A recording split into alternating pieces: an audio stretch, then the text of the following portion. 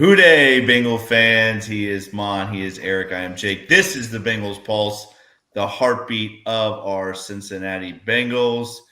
Guys, thank you so much for joining us tonight. I see there's already people in the comment section. Thank you, guys. Jennifer, Bob, Yash, thank you, guys. As always, you guys are awesome. All of our listeners, thank you for joining us tonight on the Bengals Pulse. We are going to be talking a little combine and then get into Mon and I retooling this roster so the Bengals can make another Super Bowl run. But before we do all that, Mon, how's your week been, buddy? You look cold.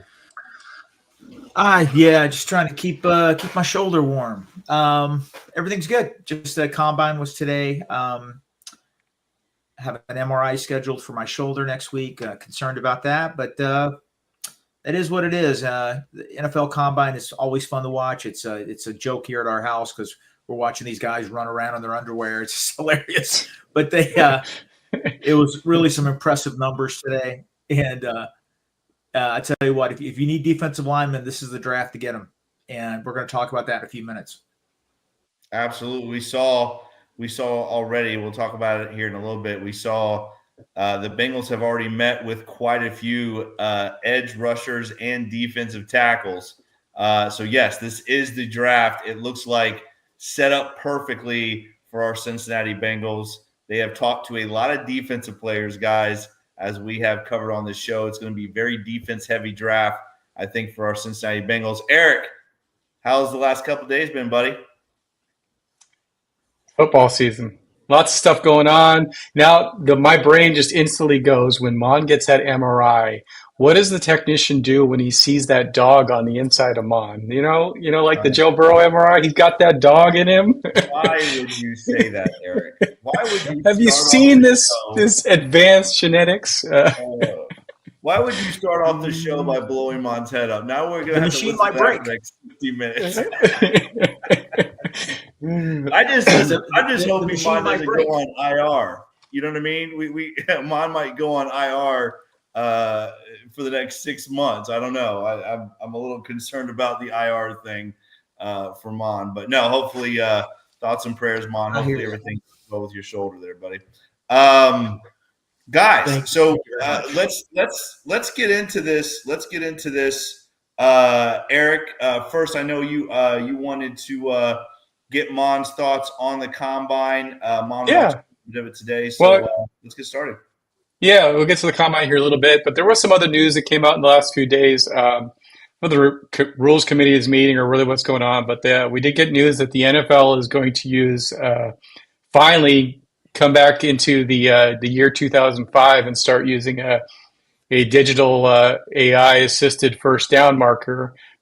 So we're going to have the chain gains on the sideline, but we're actually going to see what all of us see on the TV and really what everybody can see out there when a first down should be a first down. We should be getting a much better measurement. It shouldn't be reliant on two line judges running in from 50 yards away. So we want to get you guys' thoughts on that. Do we think that it's really going to improve it, or is it going to lead to more controversy in the way that things that are maybe weighted out or measured out there? Mon, what do you think? I think it's long overdue. I'm all for it. And I'm glad they're using all the technology they can. I'm one of the guys that, I think they should start every NFL game at 12:30, challenge every controversial play, and get it right. The NFL isn't like baseball, basketball, or hockey or any other sport. We get 17 games. And I'm sorry, a game that has questionable officiating that might cost a team a victory has a lot, it can affect them. It could be catastrophic for the season. They have got to get it right. We have the technology to do it. Who cares if the game lasts another 30, 40 minutes? Sell some more TV commercials, make more money. It's about getting it right. I hate it when people say, officiating this. Listen, one bad call by an official can have massive ramifications during the whole season. And they got to get it right. If the NFL season was 60 games, I wouldn't care. But it's not that way. And we know one game can do it. So I'm all for getting it right. Use that technology. It's been out there for years. They should have done this years ago, Eric. I'm glad they're considering it. Yeah. Jake, what do you think? I mean, does it still count if they is it for the Chiefs still? I mean, are the Chiefs getting the Well, same? that's my concern. I mean, if the Chiefs are thrown into the mix with the other 31 teams, yes, I'm all for it. But if the Chiefs continually get discounted on all of these calls, then no, I'm not for it. No, I'm with Mon. I think it's long overdue. Uh, how much will it help? I don't know so much. The first down thing to me is I don't know, guys. I see more bad calls when it comes to missed penalties and phantom calls than I do from first downs. So I would like to see, and hopefully this is down the road, but I would like to see maybe some more reviews on penalties because I'm like Mon. Listen, I'm good with starting at 12:30, and let's get the game right. Because listen, I don't want to be a conspiracy guy, but I'm going to tell you right now, if it was an even playing field, the Bengals would have a Super Bowl ring already that we'd be talking about still. So I'm more concerned about missed calls, penalties, and phantom calls. So on that note, they did, and I don't know if they made it official or not, but they did discuss or they were talking about having more reviewable plays. But the problem was in reviewing reviewable penalties. But the problem is the way that they're structuring it, they're going to be able to review it if it was called on the field. That ticks me off because that means the Joe Burrow face masks, the calls that don't get made, there's not going to be a damn thing we can do about it. Yeah, that's what I mean. That doesn't help anything. That doesn't Yeah. really help. There's a lot more. There's a lot more, and you guys disagree with me if you like, but there's a lot more to me. There's a lot more missed calls than bad calls, if that makes sense. I think there's a lot more missed calls out there than bad calls. But again, if we had this implemented already, that whole defensive holding by Logan Wilson in the Super Bowl six Yeah. would be called. Go ahead, Mom.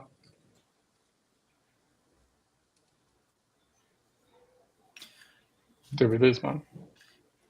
Guys, I think to challenge. Can you hear me? Yeah, we got you. Am I locking up? Yeah, just a little bit. You're good. Okay. I think in hockey they do a really good job of, in hockey they do a really great job of allowing the coaches the challenge plays.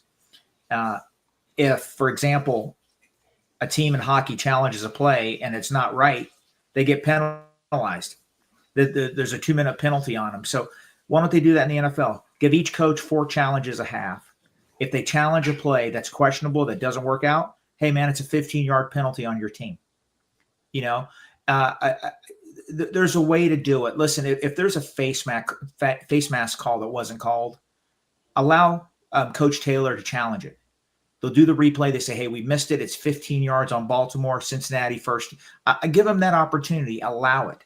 Okay, and guess what else? In hockey, I like the embellishment rule. When a guy flops, the ref's going to say, hey, man, he flopped. That's a penalty on that team. So when Patrick Mahomes or somebody flops or Josh Allen, it's a 15-yard penalty. I mean, I think they should take a page out of the National Hockey League. They do it right, and they empower you. But at the same time, if you're wrong, you got to pay for it. Yeah. So one of the things that I think, if they go with this proposal, they can get it right by letting the refs or telling the refs to, when in doubt, throw the flag, and then they'll be able to review it. And it seems like it's going to be an automatic review, not a challenge type review. They don't have to go very far to see how this is done right. We're going to see it here in a couple months. The UFL has the perfect system, and they just need to just throw their egos aside and say, let's do what the UFL does. The UFL has a sky judge. They've got a head ref up there assisted with all the cameras. There are coaches challenge. A coach can challenge any part of the play. You only get a couple of them a game, but they also have automatic reviews. If something's called on the field and it just doesn't look right, Dean Blandino goes under the hood. They do it full transparency right there on camera. He talks this, boom, 30 seconds, it's done. It doesn't extend the game. it's perfect.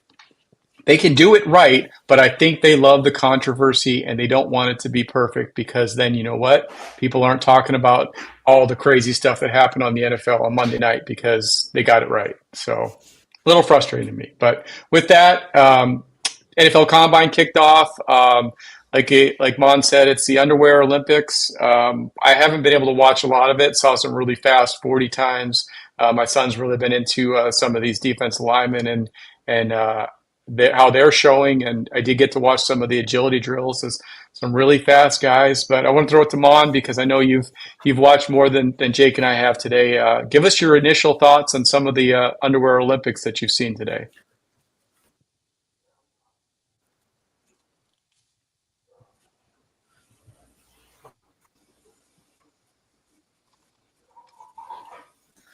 Well, I'd say you're an NFL team and you need a defensive tackle or a defensive end. If you don't get one in this draft, shame on you because it is deep. These guys are super athletic, 200 is believable. Eric, I think I just lost you for a second there. Am I sounding okay?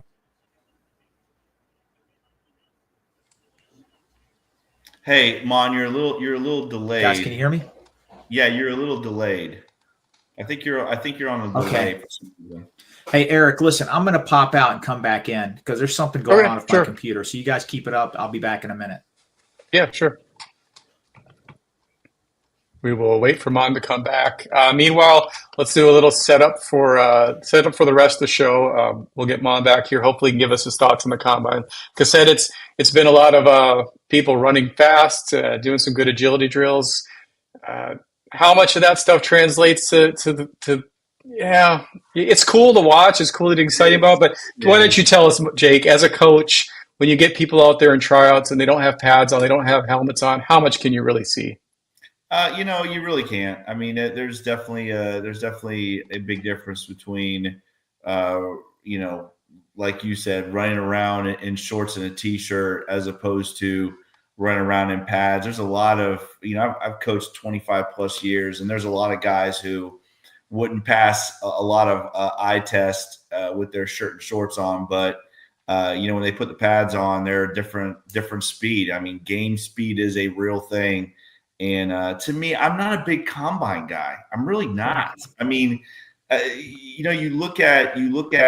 I'll give you a good example: the Oakland Raiders, right?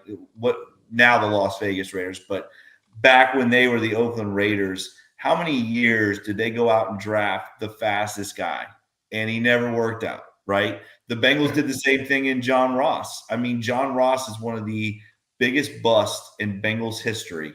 And that's saying a lot when you look at the Achilles Smiths and the Renard Wilsons and all these other guys at Cedric Ogbuehi. I mean, we could just sit here and name guys after guys after guys. And John Ross was one of those guys. He came out. I think he still has the second fastest 40 time in combine history, but it didn't translate to the football field. He was not a good receiver. He just was not a good NFL receiver.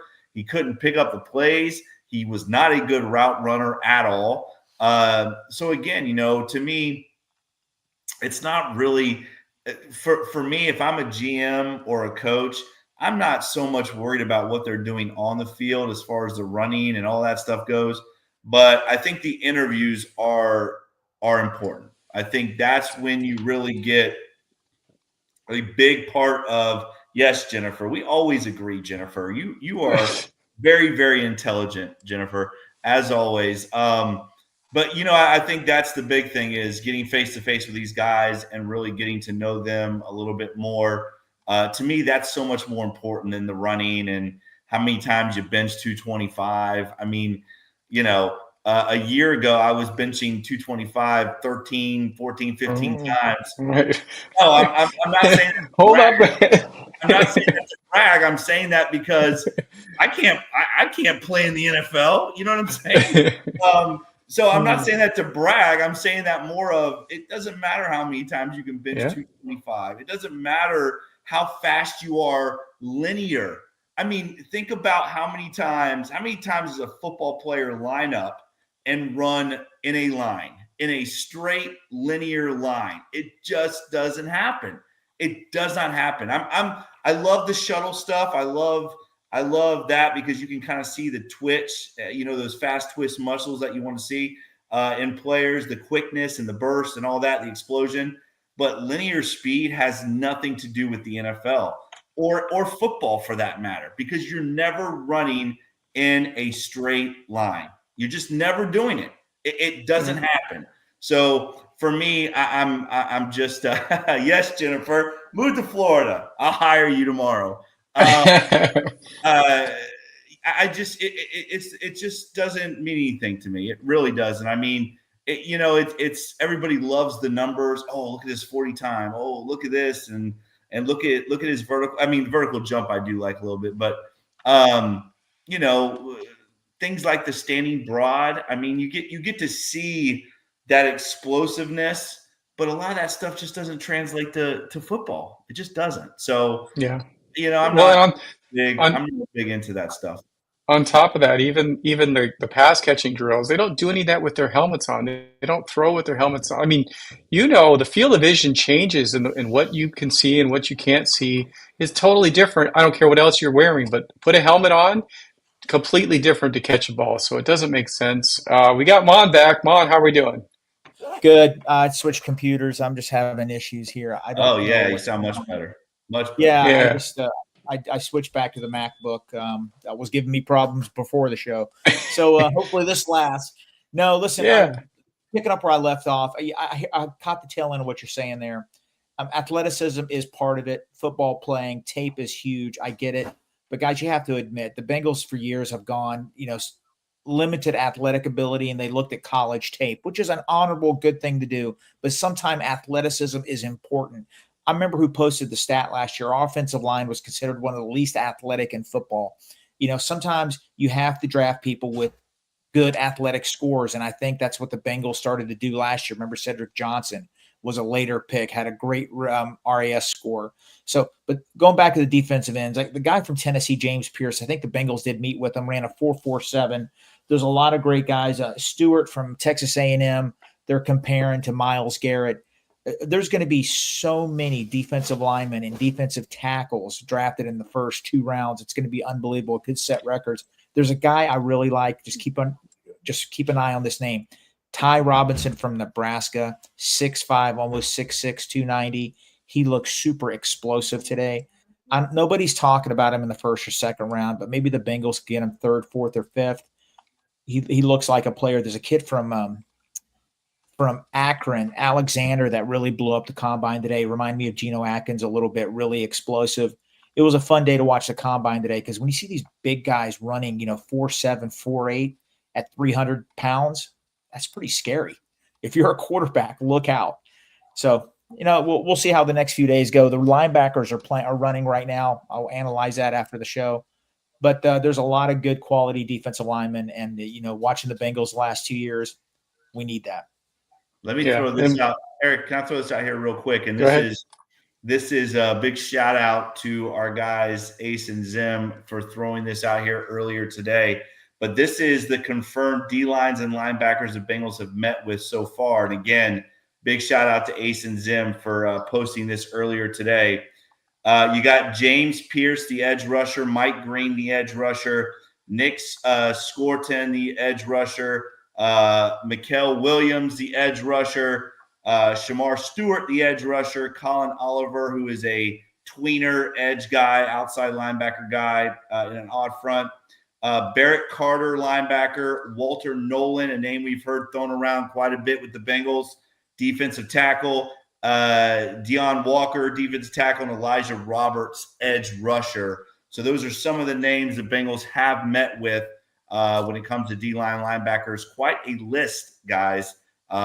Looks like the Bengals definitely have a target in the first round. For sure. And we'll get to Nandan. Thanks for the super chat and a good transition here.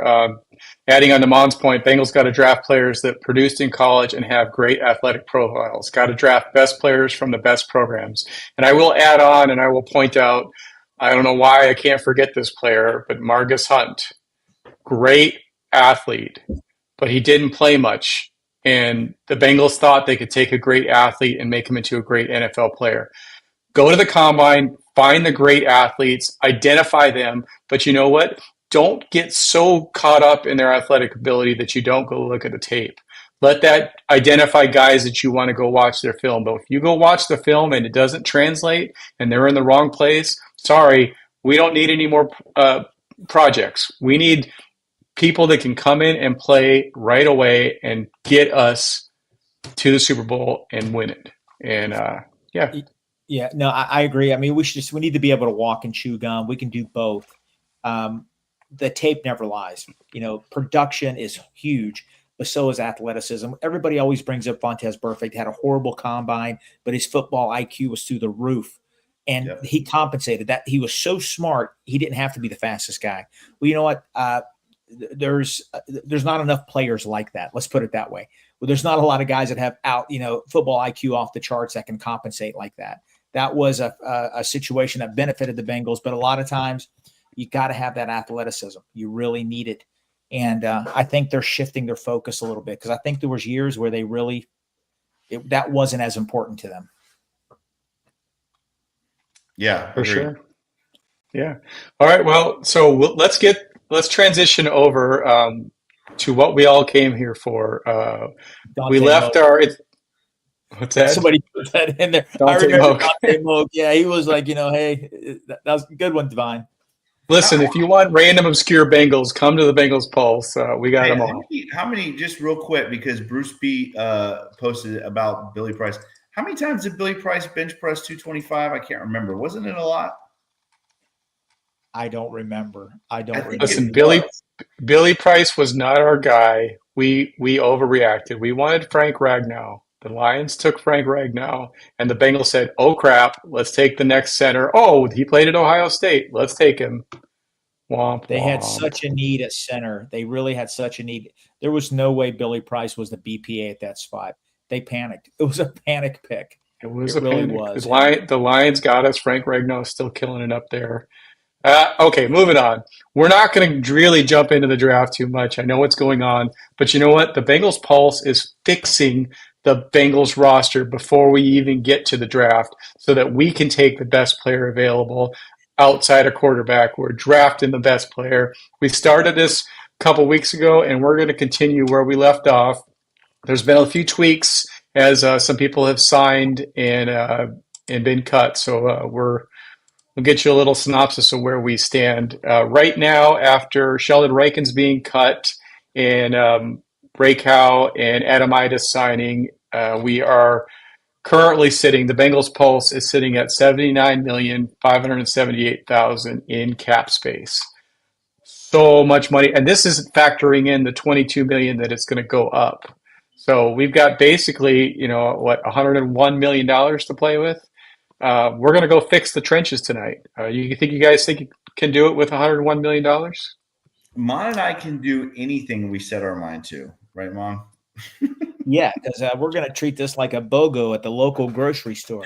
All right. So you sign Jamar Chase, you get T. Higgins? Yeah, exactly. So this is BOGO. We already talked to Goodell. He's going to allow the Bengals Pulse to do this. So I love it. So before we get and guys, can you see the screen all right, or you want me to zoom in a little bit? I can see it. I'm good. You're good. Hey, did we sign Jamar? Let's sign Jamar. Let's get that's one thing that's the one thing that we didn't do. Jamar Chase currently holds a cap hit of $21 million. We didn't give him his extension. That's kind of a no-brainer that everybody thinks is going to happen. So let's go ahead and extend Jamar Chase. This is probably actually going to give us more cap space, but let's go ahead and take a swing at it. What do you guys think we're gonna throw at Jamar Chase? So New Year's, we're doing 4 New Years. I'm gonna say yes. I'm gonna say 5 total. Obviously, we have him for 1 more already. So I'm going to say a 4-year extension on top of the 1, so 5 total years. Mon? Yeah, but we have to enter it at 4. Right. So 4-year, I'm saying $38.5 million a year. I'm good with that. I was going to say 37.5 to 38. So, well, let's go a little bit higher than what I was thinking, just to be safe. So you're saying $154 $154 million, 154 new, right? right? Yes. 154. Signing bonus. Signing bonus, all bonuses combined, it's going to be 100 million. Guaranteed money. Yeah, I wish they structured that a little bit different on here, but it is what it is. And so that right there pretty much keeps his cap hit the same. Actually goes down a little bit. I think his cap hits 23 this year. Oh yeah, goes down about $700,000. Okay, We good with that? let's do it. What do you guys, fans? What do you guys think? Are we lowballing him? I think that's You just want fair. to give him more? I mean, we can give him more, and this exercise, I really wanted to put it out there that the Bengals have a lot of money. The Bengals can do a lot without even restructuring Joe. So even if we overpay some of these people, we're still going to be able to do a lot. So we can put this at 170, and you can still see that we have a lot of cash to pay. But I'll go where the I think 38 and a half is fair. Yeah, Okay. What do you think? I think that's fair. A lot of people think you can get 40. I mean, that's only $6 million more. Let's just put him at 40. Okay.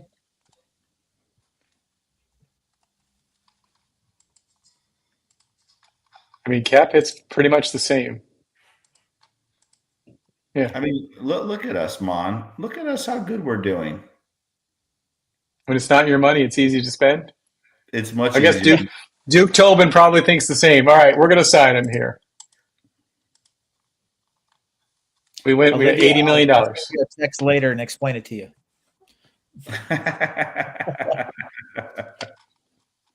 So just pure and simple, you get a signing bonus for all your guaranteed money or your signing bonuses and your roster bonuses. If they pay him $30 million up front in a bonus, they're allowed to take that $30 million and spread it over the 5 years. So that $30 million doesn't count $30 million against the cap. It's 6 years for $6 million for each of those 5 years. So yeah, they give you the money now, but as far as the NFL is concerned, it only counts a little bit every year. So it makes it easier to get these guys their bank. So Okay, he's done. Okay, done deal. So let's sign some players. Who do we want? yeah, let's go sign. Hey, before we do this though, do we want to make sure just review real quick the guys that we cut?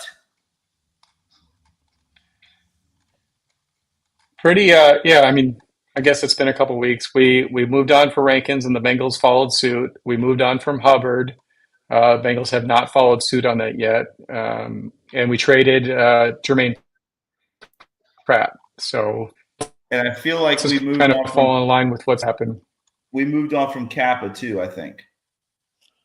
Yes, so we moved on from Kappa. So that's how we got to our 80 million in space. We extended T, we extended Trey, we extended Jamar, and we're sitting here looking pretty. And let's go get some free agents. You guys want to look at first guards, defensive line? Let's go. What do you think, Mon? Let's go guards first. Let's I'm go ready. with the biggest need. I'm ready. So you're going to need to. They don't have this easily defined in offensive linemen, and it's not really. It's all over the place. Really, it's not even alphabetical. So, give me some names and guys you want to go make some offers to. We got Brandon Scherf for the Jaguars. Are you guys in on Brandon Scherf at all? Too old for me. Too old. Okay. I'm not in on him. I'll tell you, I'm not really a big sheriff guy. To me, it is. Well, we found out today that the Chiefs are going to be tagging Trey Smith. So you kind of figured that already. So Trey Smith is really out of the running. I would. To me, he was the number one target for the Bengals, but it looks like that's not going to happen. And, I kind of figured that. To me, the next guy up is Will Freeze. Okay. I just think he is a guy that, again, I know he's had some injury issues in the past, but man, oh man. I think let's see here. He fractured his tibia in week 5 against the Jaguars, underwent surgery, but still earned an 86, almost an 87 PFF overall grade up to that point. And that was almost 300 snaps. So to me, it's a situation where he's coming off of an injury, but to me, this is a perfect fit for the Bengals. He's coming off of injury. He's looking to make a little bit of money, and I'm going to tell you right now, he is 100 times better than either one of the guards we have right now currently starting for us. So what do you think about Will Freeze, Mom? I do like him. I don't like the injury situation, but I want to go big game hunting here. I don't want older Band-Aids. I want to get somebody that's going to be here 3, 4, 5 years. The guy I'm really intrigued about is somebody we should have drafted a few years ago, Tevin Jenkins. The problem is he does have a lingering back issue and some injuries, but when he plays, he's nasty. I'm sick of people talking about glass eaters. I need real glass eaters. I need people that are going to be a punk on that offensive line. They're going to punch people and fight back. And Jenkins would be one of those guys. But that injury does scare me.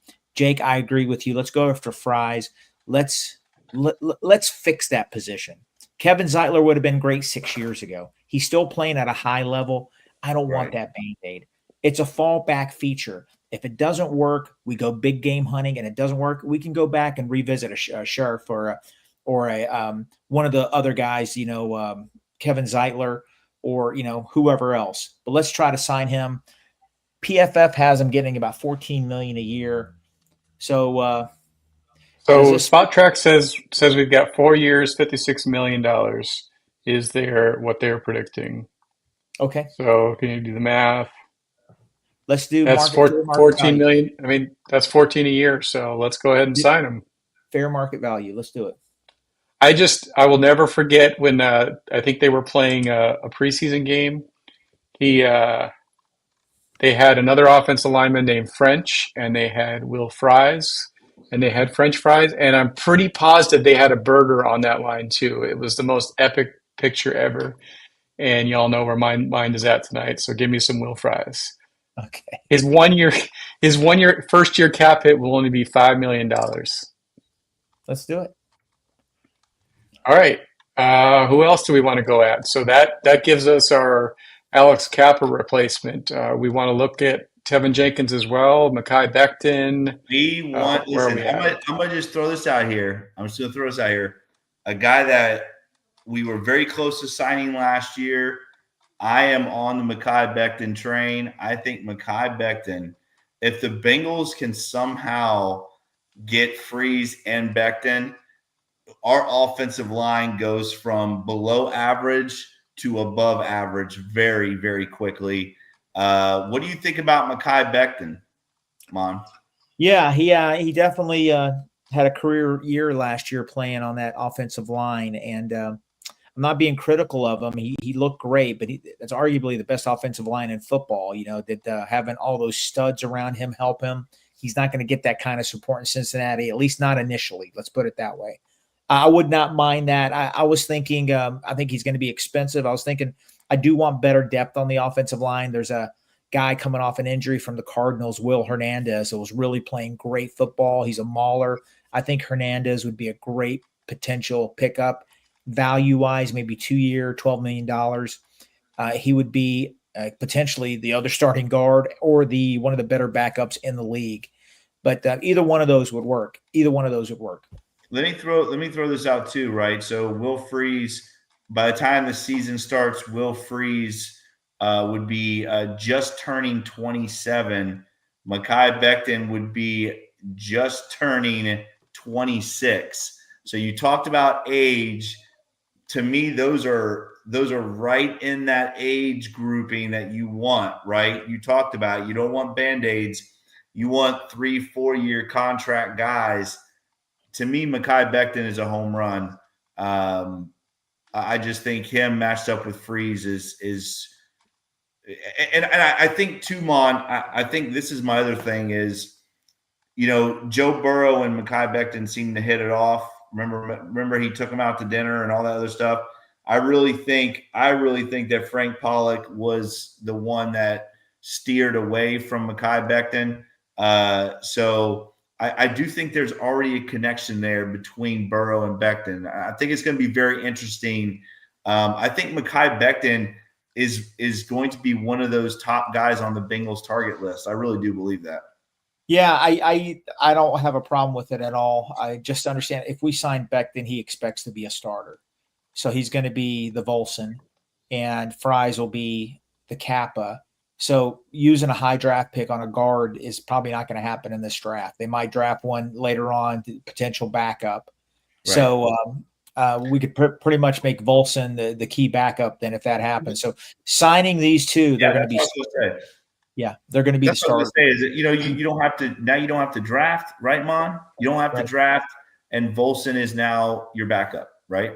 Yeah, right. And we've heard that the strength of this draft is defensive line. So why not go fix your offensive line for sure in free agency, and then you're not pigeonholed into drafting one of those guys. That's fair. What's the market value? What's the market value? So they're saying 4-year, $41 million. Okay. PFF has them about $10 million a year, 18 in guarantees. So that's about the same. Yeah, I think that's good.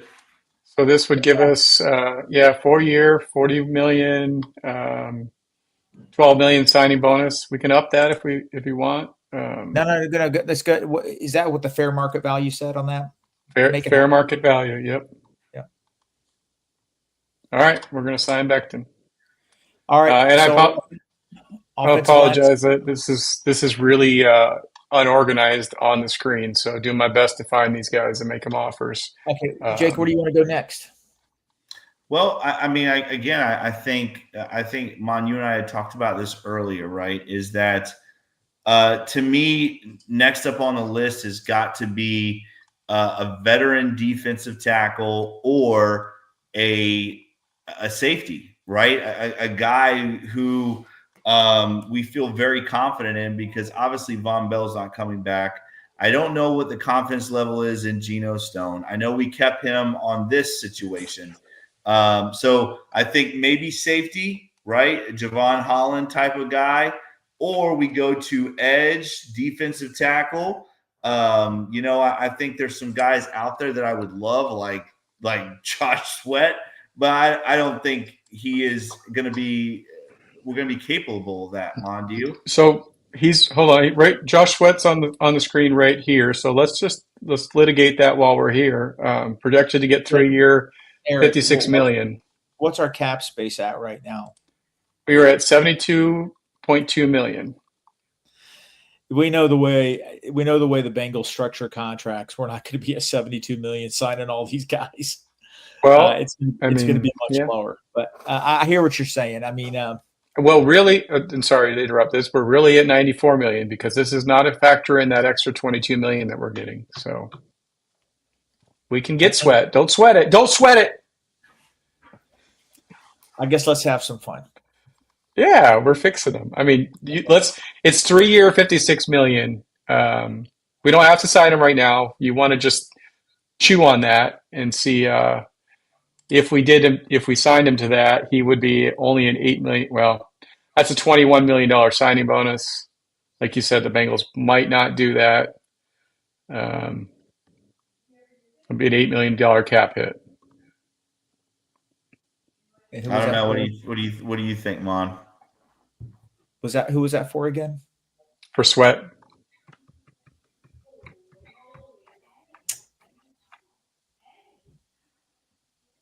I don't know. All right. Keep that in your back pocket. Let's move on to someone else. Chase Young. Are we in or out on Chase Young? That'd be probably a 1-year deal. Oh God, I don't know. I mean, I know the Bengals loved him coming out of the draft, but I don't know. I say no to Chase Young. Mom, what do you think? Yeah, I mean, he hasn't really impressed me. I guess that he has a lot of potential, and that light bulb could come on. They got him predicted to get 70 million. So if that's what he wants, I'm out. Yeah, that's kind of crazy. You have this is who you have out there as far as potential guys go. Obviously, Khalil Mack, he's 34. There's no way the Bengals are going to sign a 34-year-old edge rusher. Hassan Reddick going to be close to 31 by the time the season starts. Malcolm Kuntz is an edge guy. He's right around, I think he'll be 27 when the season starts. He's coming off a knee injury. He had a really great 2023. Yes. Was developing to one of the better pass rushers. Tore his ACL last year. Yes. You could get him on a bargain basement, or not a bargain deal, but prove it kind of deal potentially, because he's coming back from a knee injury. But I like that name. I like him a lot. I think he could be special. Real quick, while we're thinking through this, have you guys seen the J.J. Watt story that's developing? I do, yeah. So for those that don't know, J.J. Watt is a owner of a soccer team, and he had a back and forth with his goalie and said his goalie is a Bengals fan, and the goalie asked, what would it take for you to come out of retirement to play for the Bengals? And he told the goalie, don't give up another goal for the rest of the season. And I think that the guy's on like 13 straight games with only a few to go. And JJ, so now it's kind of a point. JJ Watt is all in.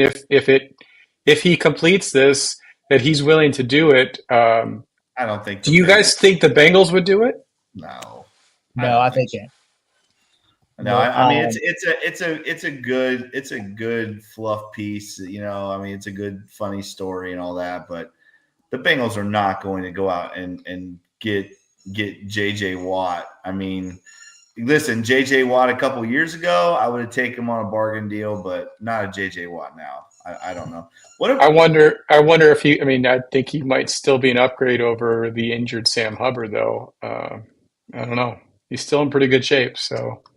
Yeah, just getting back to the cap space thing, you got. I mean, I get it. Our cap space does look good, but some of the guys we're going after are expecting 50 to 60, 70 million in guaranteed money. The Bengals aren't. They don't have enough money in Fort Knox for that, because we already signed our big three. We signed 2 pretty big guards. We're going to sign 3 more potential big defensive players. That's a lot of upfront money. What about the edge rusher from the Giants, Mon? I'm hearing his name getting thrown around. I cannot pronounce it. It's Aziz Ojulari. Ojulari, I think is how you pronounce it. Ojulari. What do you think about him? Is he a potential? I mean, again, he's going to be 25 when the season starts. He is a designated pass rush specialist, so he's not what I think you would call a 3-down lineman. But what do you think about a guy like that, bringing in just like a specialized pass rusher? I would love it. If you remember at the trade deadline, there was a lot of talk about the Bengals potentially putting a package together, trading a draft pick to get him, because the Giants were potentially dangling him out there for draft picks in this draft. He's been productive. The deal is, guys, we know this. The Bengals want bigger defensive ends. He's not the biggest. And so, are they going to change their profile, what they're looking at in defensive ends? I would love to see that. I really would. You mentioned Kuntz. Malcolm Kuntz was, I'm telling you, if he did not get hurt last year, him and who's the other defensive lineman for the Raiders? What's his name? The guy, the Gumby. What's his name? Murphy. What's that? Max Murphy. Mad Max, whatever his name is. Max Murphy. It's not Murphy. Max. It's not Murphy. Crosby. Max Crosby. Max Crosby. You're thinking of Miles Murphy. Max Crosby. They would have been a massive problem for the league last year if Kuntz would have stayed healthy. So I could see them maybe getting him. They're going to get some defensive players, but I just, with all these other mega contracts we're about to give people, they're not going to break. Hold on, though. Like, this is not. We know how the Bengals are going to do. We know the way the Bengals do things. This isn't the Bengals. This is the Bengals Pulse fixing the Bengals. The whole idea of this exercise, let's go spend this cash and let's show Duke and Katie that it can be done. I don't know how liquid they are, but you know what? You have the cap space. you can get it done. And the Bengals Pulse is going to show you that, yes, you can sign Sweat. You can sign. We could go make Zeitler an offer and even up our depth. We could sign 3 guards and still have plenty of money. Let's just do it. We Jevon got the Holland, money. let's do it. Jake wants What- Holland from Miami. Let's make it happen. Make it happen. Let's find him here. What about? Let me ask you this: one more edge rusher I want to talk about. Odin. What is it? You only pick guys that you can't pronounce. Is that what the deal is? I don't know why, but I'm Dallas. I'm trying to think of guys that I've heard connected with the Bengals. From Indianapolis, the edge rusher from Indianapolis, Odeyimbo. Oh yeah. He's a guy that's going to be 25 when the season starts. I think he's a very realistic. I think that could be a realistic signing, along with, we talked about that Ojulari. I think those two are realistic signings and improve our pass rush tremendously. I'm with you. Yeah. I think obviously, there's no way 2 guards and Josh Sweat. I mean, I would take that in a heartbeat. This is the Bengals Pulse doing it. But I do think just in talking terms of this, we are probably looking at a couple of guys that are probably going to be in that $6 to $8 million a year range, and I think those 2 guys fit that. I do.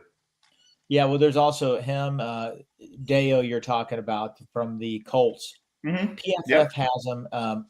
PFF has him at a 4-year, $16 million a year average. That's pretty significant. There's another guy. Yeah, Levi Ozworki from Detroit. I'm not saying his name right. He's a defensive lineman. They have him at 2 years, $16 million total, 2 years, $8 million a year, $16 million total, $10 million guaranteed. That I can see the Bengals targeting somebody like that. I'll tell you about the Bengals Pulse did correct. I think the Bengals will be very aggressive in free agency, improving that interior offensive line. Because, Eric, you hit it right on the head. This draft is not going to be strong there. So they're going to try their best to go out and get the best players available. I think they're going to do their talking on the defensive line in the draft and get another veteran. I really think so. Don't be surprised if they splurge in free agency on defense. Jake, you mentioned it earlier. It could be a safety. I think it is. I think they know. They won't admit it. I think they want to fix a problem that they created 2 years ago. Yes. And I would not be surprised if they spend big. I really wouldn't. I would not be surprised at all. And I'm not seeing Javon Holland in here, no matter how much I scroll. So I'm not sure if they don't have him loaded up or. He's got to be. He's definitely a free agent. Yeah. I know this thing's kind of wonky. It doesn't always have all the. But to Mon's point, I think that when it comes to the defensive side of the ball in free agency, I think the Bengals, again, this is just Jake talking, but I think the Bengals are going to attack the defensive line in the draft. I think they're going to get younger. I think they're going to get faster. And I think they are going to go out and get a stud safety in free agency. Again, Mon, I'm with you. I think that they know they still have not put out there a respectable replacement for Jesse Bates. It's been a bad look, to be honest with you. These last 2 years has been an atrocious look on this Bengals organization letting Jesse Bates walk. It cost Lou Anarumo his job. It really did. I really believe that. It cost Lou Anarumo his job. The Bengals not going out and securing that safety position. And again, I know that Lou talked about wanting Jesse Bates back, but with the lack of development at safety and guys like Nick Scott and Geno Stone, the Bengals have failed miserably at that position. I think Javon Holland, for some reason, Zach Taylor loves people associated with the Miami Dolphins from his time there or whatever the case may be, I think Javon Holland is going to be a legitimate target for the Cincinnati Bengals in free agency. I really do. So I he's think personally, if I had to make a bet right now, if they sign a safety in free agency, it could be Cam Bynum from Minnesota. I've seen his name tossed around. Now, I will say this because I'm not saying because I'm not sure, Doug, if that's the case. Doug says that Holland has our boy as his agent. So if that's the case, we might want to be crossing Javon Holland off our list because Doug's right. That's not happening. If it's the same agent, if it's, what is it, Mullighetti or whatever his name is, that idiot. If it's that guy, then there's no way that we're going to get Holland to Cincinnati. But man, it would be a home run. Guy's going to be 25 when the season starts. Yeah. So, I mean, I don't know what's going on with that spot track. It's obviously not working for us right now. I disagree with some of the takes on Twitter. A lot of people are thinking Geno Stone is pretty much a lock to make the team. I think he'll go into camp. Guys, our safety play was really atrocious last year. Bad tackling. They don't look athletic. I think Jordan Battle has a future with the Bengals. I really think he's going to be a fine player. I'm not against Jordan Battle. He's not the most athletic guy back there. If you want Jordan Battle to be your other starting safety, you better have an elite athlete back there that runs better than 4.7, 4.8, 40, and that can tackle. All right. Yeah. And I'm sorry. Geno Stone isn't that guy. Geno Stone did improve the last 5 games. Look who he played against quarterback-wise. All right. He needed Kyle Hamilton more than Kyle Hamilton needed him. I'm telling you right now, the Bengals need to get more athletic in that back end. I think that was one of the massive failures of that defense last year. The safety play really hurt us. So we located Cam Bynum. We found him. He was out on the street. We found him. We know that he wants 3 years, or he's expected to get 3 year, $53 million. Should we just take a swing so we at least can throw a safety in here and take that off the cap? Sure. Yeah, he's going to be, I think, almost 27 when the season starts. So not bad as far as age goes. I'm good with that. I think PFF has him as I think the second or third best safety. So, I'm perfectly good with that. Yeah, I mean, and you could be interchangeable with Holland, but we'll at least lock in that we got a safety. So I'm going to go ahead and sign him. I do like Jennifer's comment, and I've been on this train for a while. Tyson Anderson, everybody says he's a special teams ace, but it's preseason. But man, he showed out in the preseason where he was out there playing. It was last year or 2 years ago, but he was playing really, really well in the preseason. And I want to see him get more playing time. And I did get to listen to, I think it's Kovacs. I don't know if he's our defensive backs or safeties coach on Lapham's podcast, and he even brought up that Tyson Anderson is probably the best special teams player in the league, but they need to find ways to get him out there. So I'm not giving up on Tyson Anderson. I think he could be a diamond in the rough. You see what he was able to do on special teams. So I'm still on that, Jennifer. Do we want to? Oh, sorry. We're 54 minutes in here. Do we want to take swings at anybody else that you see pop up on the screen, or where are we going to go? Did we sign another defensive tackle? We never made an offer. No, you were still chewing on it. Right now, we got $67.5 million in cap space. Let's do interior defensive end, defensive tackle. Let's go ahead. Let's go big game fishing. Hey, man, if we got the money, this is the Bengals Pulse cap, not the Bengals. Let's make an offer to Milton Williams. Let's make an offer to him. Oh, I didn't even see Milton Williams on here. Milton Williams, let's make an offer to him. You know what? We haven't had a Geno replacement. We haven't had. By the way, Larry Ogunjobi is going to be available too. So let's go ahead. Let's Let's go for it. How did you are so much better at remembering these kind of things than I am. How did Larry O leave the Bengals? Did he leave on good terms? I can't remember how that all went down. We signed Larry O, BJ Hill instead of him. they Sorry, go ahead, offered Mo. the same. They offered him the same contract as That's BJ right. Hill. That's what it was. Remember, he signed a contract with the Bears. He signed a huge contract with the Bears. He failed the physical. That's Larry right. Ogunjobi. That's And he right. came back and he was actually working out in Cincinnati. He came That's back right. and worked out. They allowed him.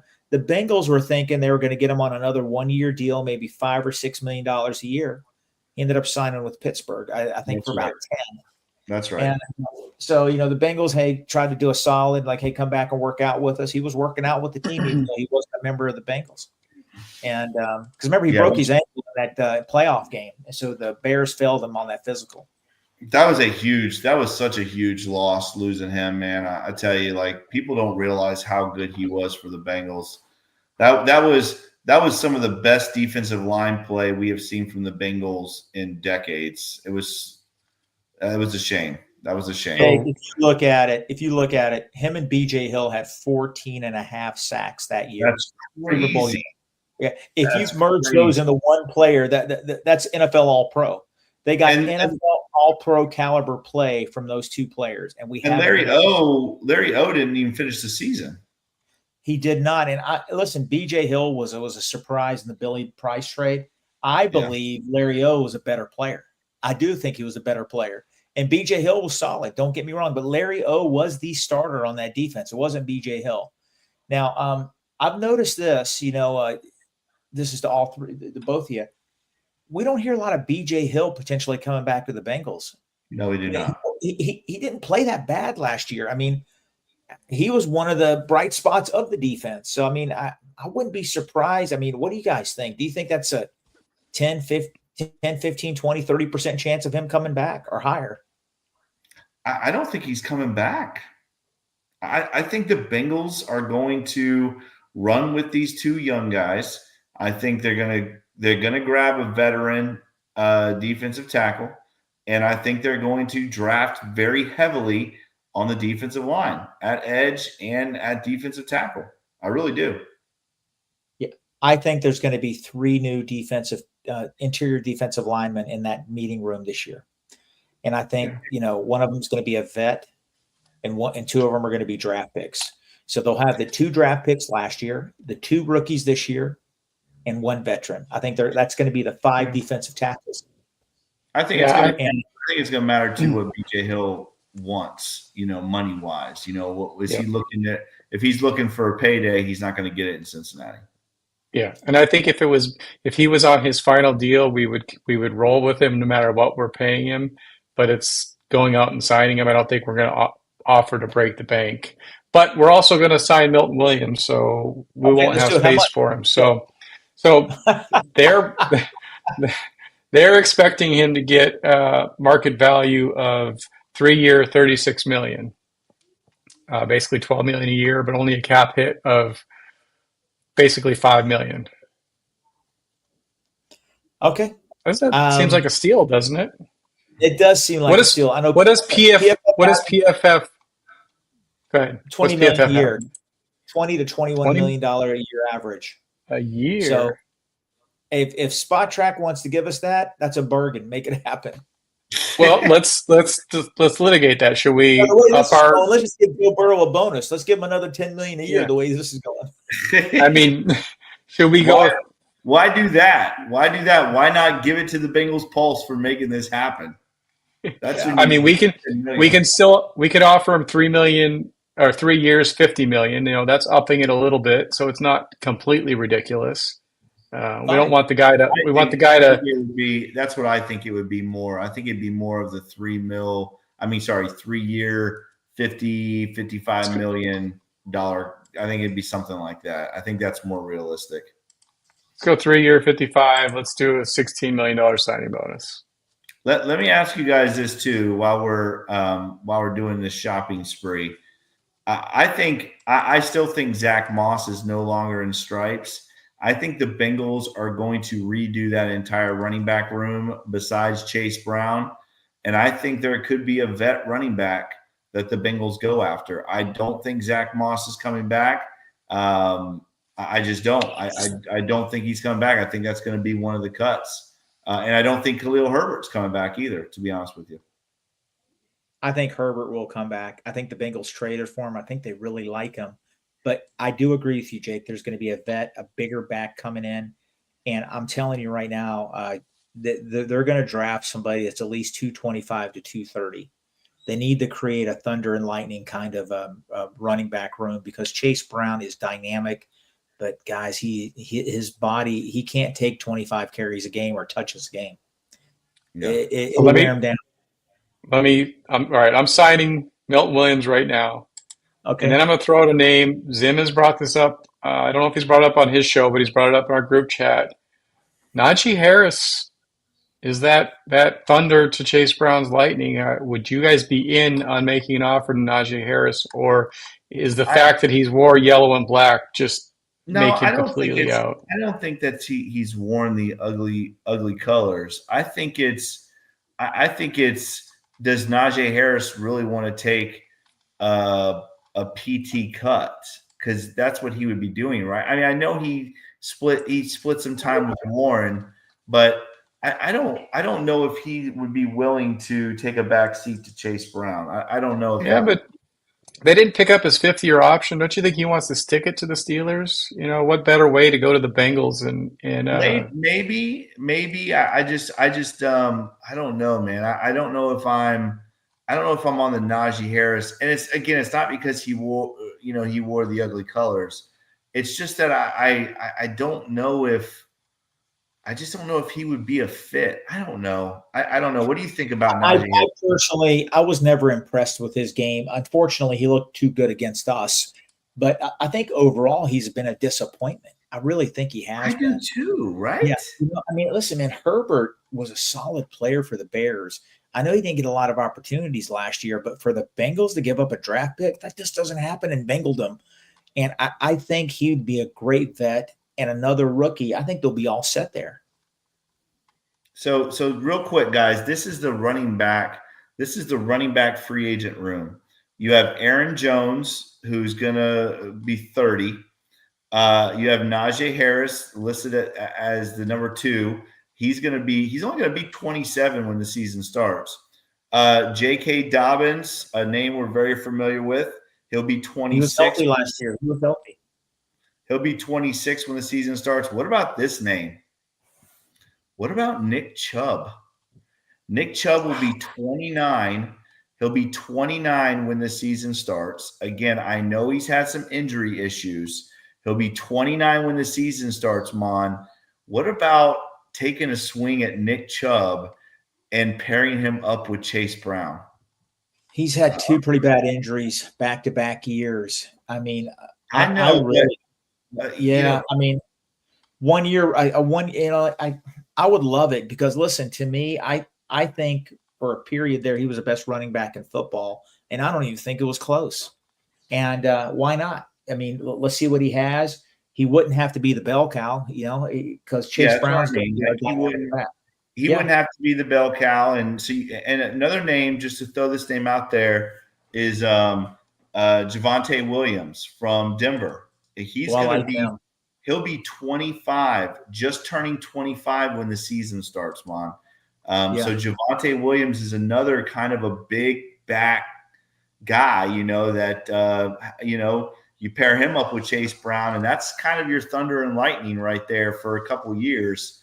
Both guys, in their just starting in their mid-20s. So I don't know. What do you think? Nick Chubb's projected a basically 1 year, $4 million deal. Javonte Williams is projected to get 3 years, $21 million. And let's see. I know goalkeepers or gatekeepers throwing out Rico Dowdle. I haven't seen him pop up yet. I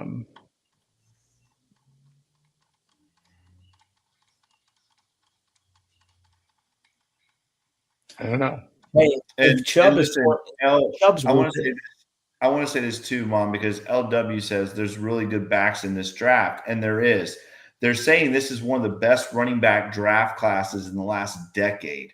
So a lot of good running backs in this draft class. But again, guys, I think we have to understand, Bengal fans, that the Bengals right now have 6 draft picks, and don't be surprised if 90% of those picks go on the defensive side of the ball. I don't know. There are some great running backs in this draft, but we heard Duke Tobin talk a lot about Chase Brown. They love Chase Brown.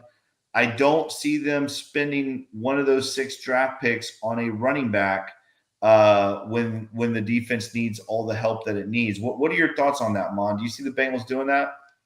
I think that's a really good point. And somebody mentioned it in here about Zach Taylor not running the ball anyway. That's so true. But you know what? They need to run the ball, because guys, like Jake said, 5, 6 of these draft picks are going to go on defense. Our defense is going to be young and still developing and learning. How do you help a young developing defense? By controlling the ball and running it a little bit more. All right. We know our offense is electric. We know Joe Burrow can score and Chase can do whatever he wants. But you know what? If we control the ball 3, 4, 5 minutes, that helps that defense out, because it keeps Mahomes, it keeps Allen, it keeps everybody on the bench. So I think, Jake, you're right. I wouldn't be surprised if every draft pick goes on defense. It's going to be young and developing. Week 7, 8, 9, and 10, the defense will be a lot better. But early on, they're going to have to depend on running the ball a little bit more. And I think Zach Taylor's going to have to evolve. And I think we need that bigger running back also. I think too, remember, I just look at it this way. The Bengals' new defensive coordinator is coming from college, right? So that we know there's going to be at least one Notre Dame defensive player drafted. I'd bet my car on it right now. And I know fuzzy balls that there's a lot of Bengal fans throwing out Cam Scatterboo, and I love the guy. He is tough as nails. He is exactly what you would want in a Thunder type of back.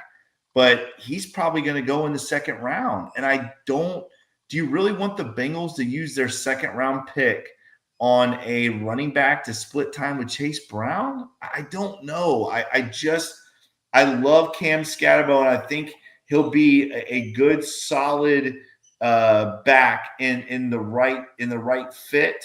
But man, if you're telling me there's one of those top edge rushers or D tackles sitting there in the 2nd round, and I don't know if the Bengals can pass up on it.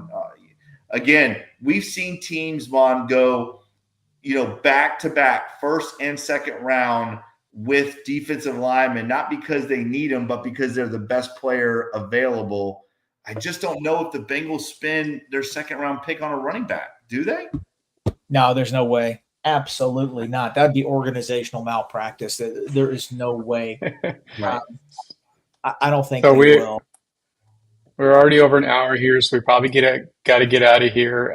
Just to summarize, one question for you guys, and then we're going to summarize what we did. And we're not done with this, Bengals fans. We're still going to go and massage this and maybe add a few more people before we really talk the draft.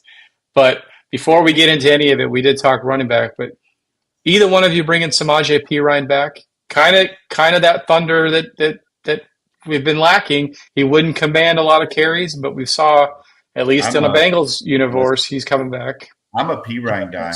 Listen, if the Bengals can, absolutely, hell yes. If it's not for anything, just the fact that after Patrick Mahomes walked by and left him hanging, Samaje Perine wants a piece of that Kansas City Chiefs football team. So just with the fact of that, give me Samaje Perine and give me another, big time back, a big guy. And I'm loving that. I'm loving that 100%. Mon, what about you? I don't think Perine's going to come back. I think the Bengals will get their big thumper in the draft. There's a lot of good quality running backs. You see the NFL, you get running backs 3rd, 4th, 5th round. And I think the Bengals will do that. I'm going to call it now. It's going to be Brown. It's going to be Herbert, and there's going to be a rookie. And Okay. I think that's going to be maybe another running back to be a backup kick returner. But Taj Brooks from Texas Tech would be ideal. 5'11", 230. He would be a thumper there. And Chase Brown is going to be running back one, but they're going to have to give him some rest. And I think Herbert and a rookie will do that. Okay. I mean, I think the good thing is too, guys, right? This is if you want, you said it, Mon, in the beginning of the show. If you want a defensive lineman, this is the draft. And it's crazy because this it really lines up perfectly for the Cincinnati Bengals, right? It's Yes. a terrible quarterback class. It's a terrible wide receiver class. The two positions the Bengals are solid at, it is a terrible, terrible class. And guys, we have seen this over and over in the past. What happens when there's not a lot to choose from? What do teams start doing? They start panicking. They start trying to jump up the boards. And I'm telling you guys right now, if the Bengals are on the clock at 17 and somebody picks up that phone and calls and gives the Bengals a couple more picks, do not be surprised if this is the draft. The Bengals move down. I know we talk about this every year, but I really could see the Bengals going after a couple picks and trying to get to that 8-pick mark because we know the Bengals love draft picks. And I don't think they are comfortable with having 6, Mom. Yeah, I think they're definitely going to want to try to get one, maybe 2 more picks. I could see that happening. Maybe Jermaine Pratt gets traded.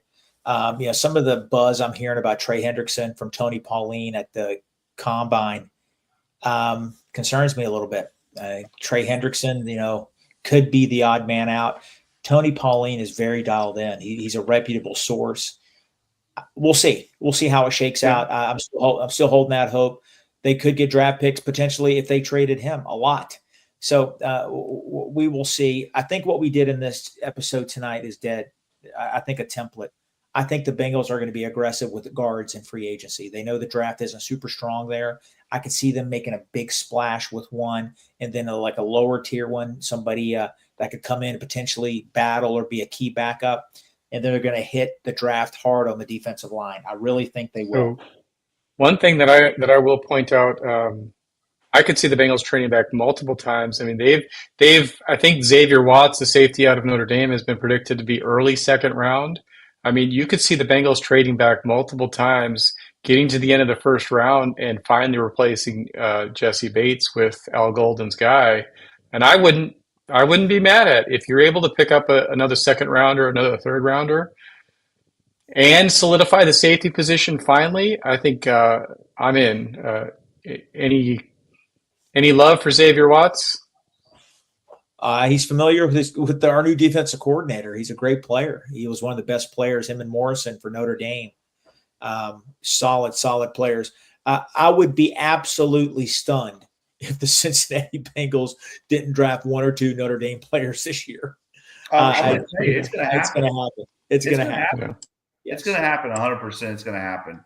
All right. We'll just have to wait and see. Eric, you want to go before we get out of here? I know we got to get out of here. Go over real quick everything we've done.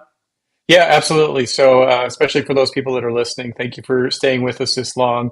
Bengals Pulse, we're continuing to fix the Bengals, and we're going to send a copy of this to Duke Tobin right now so he can see the blueprint. Duke's been watching. Obviously, you hear the excitement in his voice. He's got a T. Higgins jersey under that polo as well. We went out and signed Mekhi Becton. We signed Will Fries. We signed Cam Bynum. We signed Milton Williams. Obviously, extended T. Higgins. Traded Jermaine Pratt. Released Kappa and Hubbard. What else did we do? We extended Jamar Chase. We did everything except for restructure Joe Burrow, and somehow we still have $60 million available on our cap space. 60 million plus 22 that's going to come. And what people don't know is the Bengals have a cap floor too. It's not just a cap ceiling. They have to spend, I think, to 90% of this. So they may have, 240 million. They got to spend 220 of that. They can't squirrel it away for a rainy day. They got to spend it. So the Bengals Pulse has the blueprint. If we have to go out and find some private financiers to get some of this upfront cash, we're going to make the calls. We're going to make it happen. Go ahead, Mon. what they're going to do is they're going to cut $10 million to Jeff Ruby, and he's going to be the new caterer for when it comes to the food for the family and the players. So Jeff Ruby's going to take over that. Remember that they got an F in that NFL. Also, future sponsor of the Bengals Pulse, Jeff, give us a call. We're in. We'll do whatever we got to do. Jeff Ruby's. How about a Bengal Pulse? How about a Bengal Pulse steak? I love it. Call us, Jeff. Call us, Jeff. Make it happen. All right, guys. Oh, $3 tube steak. Wait, let's throw it up there real quick. Thank you, Fuzzy Balls. Last minute, let's throw it up there. Okay, Fuzzy Balls, thanks for the super chat. Fuzzy Balls, last thing before we get out of here, he asked if we are satisfied with the cornerback situation. Very, very young room. A lot of unknowns and what could have been and what hoped would have been. But what do you guys think about the cornerback room? I'm gonna just say 2 words. I'm gonna let Mon take the rest of this. 2 words. Mike Hilton. If you re-sign Mike Hilton, I'm good. Mon. Yeah, I think out of all the uncertainty on our defense, they're the least of my concerns. There's a lot of talent there. A lot of draft capital has been used there the last 3 years. I think there's just too much talent there for it not to succeed. And with this new coaching staff, I think they will. Thank you, Fuzzy Balls. Thank you, Fuzzy Balls. Yeah. Bengals, sign Mike Hilton. Sign him, please. Please, please, please. Yeah.